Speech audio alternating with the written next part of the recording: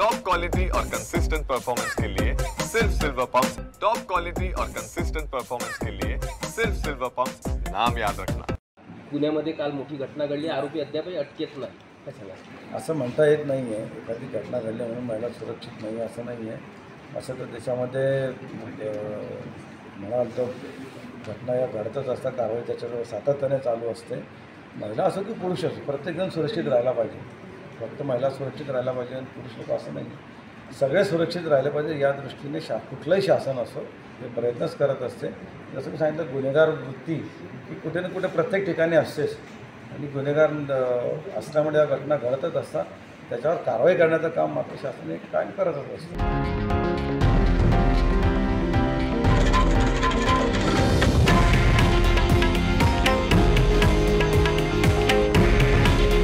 हे आहे देशातील नंबर 1 न्यूज नेटवर्क आणि आपण पाहत आहात TV9 मराठी. काळजी तुमची, हित महाराष्ट्राचं.